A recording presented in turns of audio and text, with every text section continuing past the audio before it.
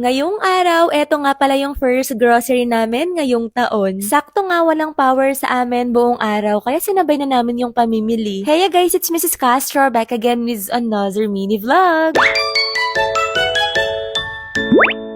For today's vlog, tinatamad talaga akong maligo guys kasi sobrang lamig ngayon no. Tapos eto nga wala pang power sa amin kaya naman naligo na rin ako. Alam nyo, kahit malamig, naliligo ako kasi excited ako kapag naiisip kong magsasabon ako ng beauty white soap from You Glow Babe. Hindi ko alam kung ako lang ba yung ganun pero alam nyo itong soap na to, gustong gusto ko talaga to. For example, may pimples ako na patubo, sinasabunan ko lang yan tapos ang bilis makatuyo. Kaya kung may mga hinog kayo na pimples, sabunan nyo lang na to guys, malaking tulong din yan. At syempre, dahil sa kanyang niacinamide, nakakatulong din talaga to para makapagpalighten ng skin. Ingat lang kayo sa pag-check out dahil nga kaliwat kanan na talaga yung mga namemeke nito. Yung legit link ay nasa comment section. Pagkatapos ko ang maligo, syempre hindi ako makakapagpatuyo ng buhok dahil nga walang kuryente dito sa amin. Kaya nagsuklay lang din ako, nagsapatos na para makaalis na din. Sakto naman, tapos na ring maligo tong si Mr. Castro. Ito kasi mabilis lang talaga mag-prepare yan. Halos yata yung mga lalaki, ganyan talaga after maligo. Suklay lang, pabango lang, tapos ready to go na sila agad. Meron ako nabasang comment, tinatanong niya yung pangalan ng body spray or pabango ni Mr. Castro. Eto nga pala yung body expert. Yung gamit-gamit niya ngayon, yung Red Temptation, isa yan sa mga pinaka-paborito kong amoy kasi napaka-sexy. Tsaka sobrang long-lasting na to guys. Nabibili yan sa Watsons. Kung gusto nyo ipatry sa mga asawa nyo, boyfriend nyo, promise, magugustuhan nyo yung amoy niyan kasi napakabango. Anyway, tapos na nga pala kaming mag-prepare dyan. Kaya naman, pinagtulungan na namin buksan tong gate kasi ang laki-laki talaga niyan. Mabilis lang din naman kami ngayon, meron lang kaming imi-meet up, magla-lunch lang, mag-grocery, tapos uuwi na din. Pagdating namin dito sa SM Clark, minute up lang namin yung taong kikitain namin, and after nun, eto nga dumiretso na kami sa Manam. Isa to sa pinaka-paborito namin kinakainan kasi ang sarap talaga ng mga food dito, pati tong buko pandan shake, favorite ko yan. Yun nga lang, hindi ko naubos kasi sobrang lamig talaga, giniginawa ko. Fast forward, nung matapos na kami mag-lunch, eto nga, dumiretso na kami sa SM Hypermarket. Dito kami nag-grocery ngayon kasi sabi ni Mama, dito na lang daw kami mamili dahil nga dadating sila sa bahay. At dahil nga may flight niyan kami sa Japan, sina Mama yung magtatao dito sa bahay. At para na din may makasama yung mga fur babies namin. Alam niyo naman na kapag ka umaalis kami ng ganito katagal, hindi ko talaga kayang wala silang kasama, iniisip-isip ko sila. Pero kapag ka andito sina Mama,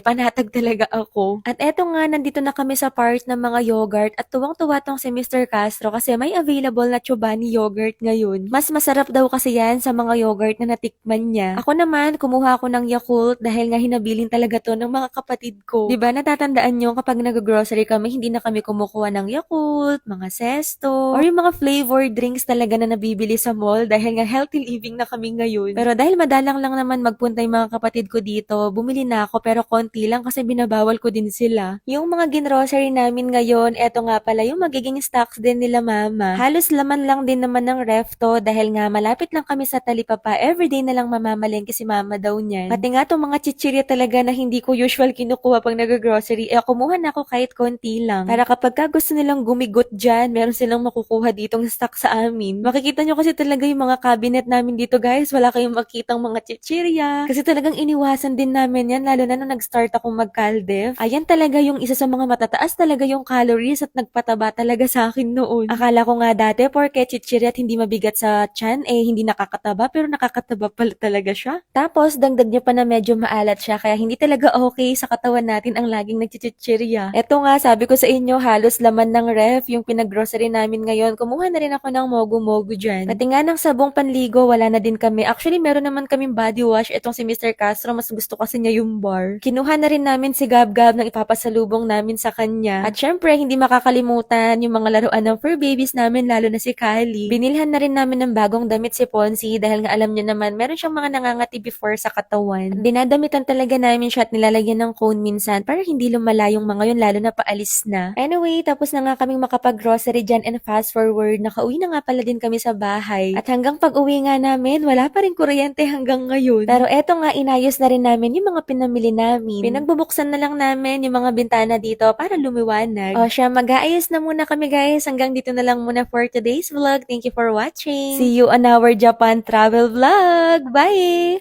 Mwah!